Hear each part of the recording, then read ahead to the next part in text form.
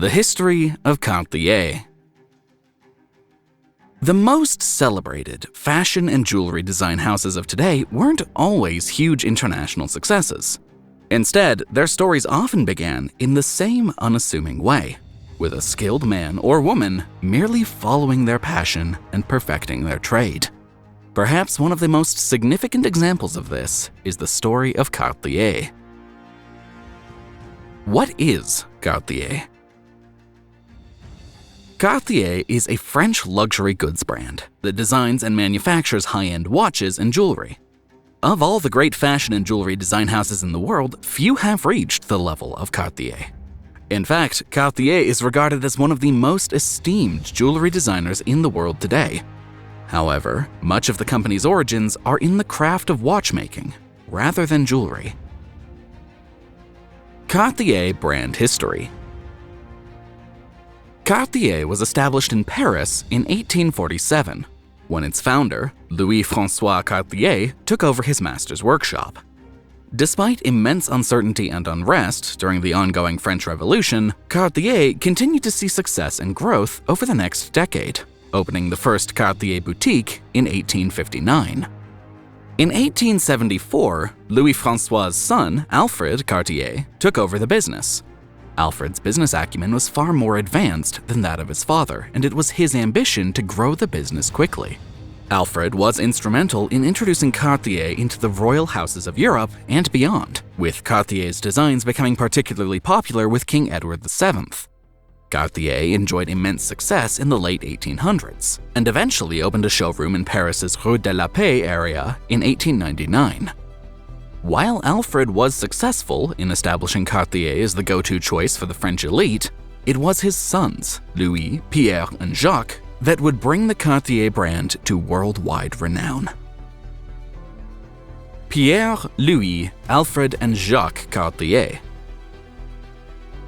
Alfred's sons began planning their headship of the Cartier brand from a young age, as they knew that they would one day inherit the family business that their grandfather had started.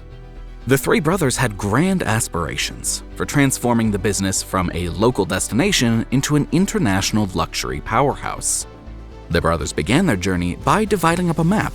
Louis assumed responsibility for Paris and the rest of Europe, Pierre took on expanding to the United States, and Jacques tackled England and the colonies. Each of the three brothers would go on to boast groundbreaking contributions that helped drive the Cartier brand forward. Louis, the eldest son, built trusting relationships with a number of extravagant yet philandering men in and around Europe. These men would become frequent purchasers and loyal Cartier clients, ultimately drawn to the beautiful designs as well as the discretion that Cartier offered. Pierre, the second oldest, was a born networker with a knack for understanding the desires of the elite. After marrying a wealthy American socialite, Pierre set his sights on bringing Cartier to New York. Two specific jewels would ultimately ensure Cartier's premier status in New York: the Hope Diamond and a rare double-strand pearl necklace. Pierre purchased the infamous Hope Diamond and quickly went on to offer it to a wealthy socialite, in which a very public negotiation ensued that dominated tabloids. Years later, Pierre used a stunning million-dollar pearl necklace to snag a coveted piece of real estate on Fifth Avenue, which would become the Cartier townhouse. Cartier in New York. Jacques Cartier was the youngest brother and the least interested in jewelry at first. He originally aspired to be a Catholic priest until he met Nellie Hargis, an heiress whose father worked with J.P. Morgan. Nellie's family, unconvinced of Jacques' suitability, persuaded the couple to go their separate ways for 1 year.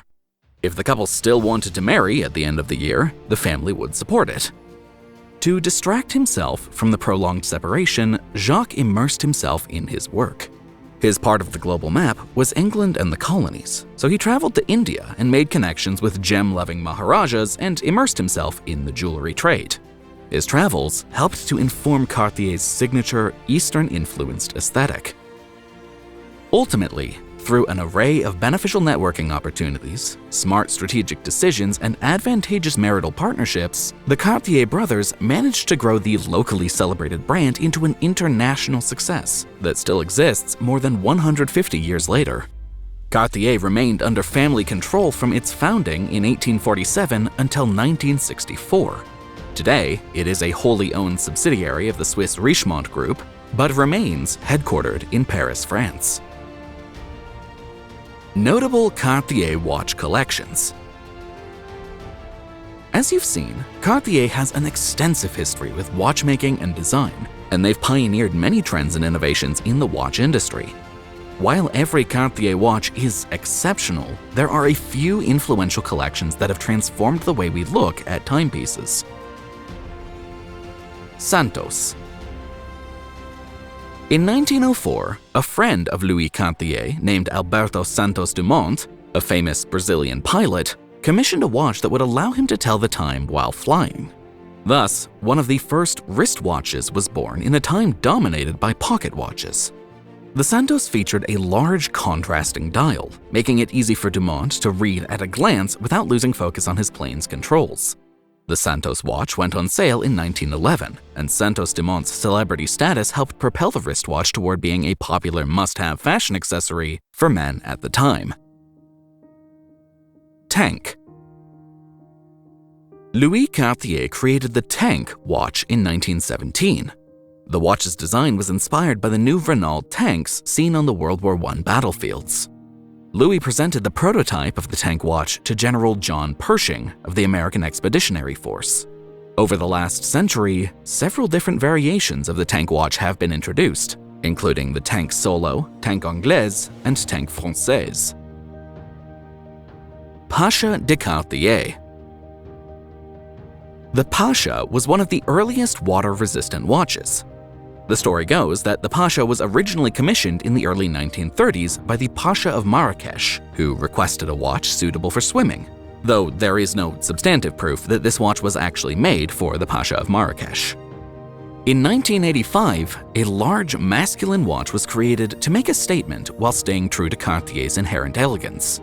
Cartier enlisted a designer with experience in the space, 𝐥𝐢𝐤𝐞, to help with the design. Throughout its history, the details have remained at the core of the Pasha's silhouette. The new Pasha de Cartier, true to its first iteration in 1985, is amplified by originality and is uniquely powerful, bringing together elements that go beyond classic watchmaking. Balon Blue. The Balon Blue is one of Cartier's most iconic watches. Worn by celebrities and royals like Kate Middleton, the watch is popular because of its rounded pebble case, comfortable fit, and stylish design. The watch features Roman numerals and a sapphire cabochon winding mechanism. A unique feature is the crown guard that slopes over the sapphire cabochon crown. Panther de Cartier. A watch that doubles as a piece of jewelry, the Panther de Cartier is one of the brand's most distinctive designs. Adorned in gold, diamonds, and exquisite gemstones, this elegant watch has become a symbol of the House of Cartier. Louis's death in 1942 brought about a sad time for Cartier. His ideas and imagination grew the brand into what it is today, but fortunately, it can be said that his passing did not mark the end of Cartier's creative run.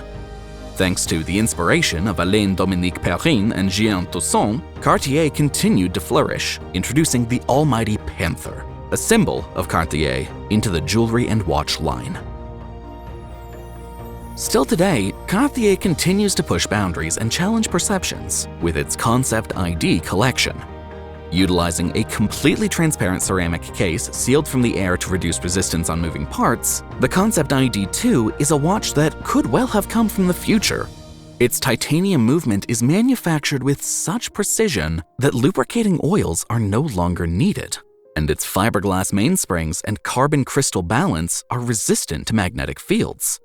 It is a fine example of how this artisanal jeweler and watchmaker has continued to astound audiences for almost 2 centuries, and it's showing no signs of slowing down. And with that, we've reached the end of this video all about the history of Cartier. If you enjoyed this video and found it helpful, don't forget to leave a like and subscribe for content just like it.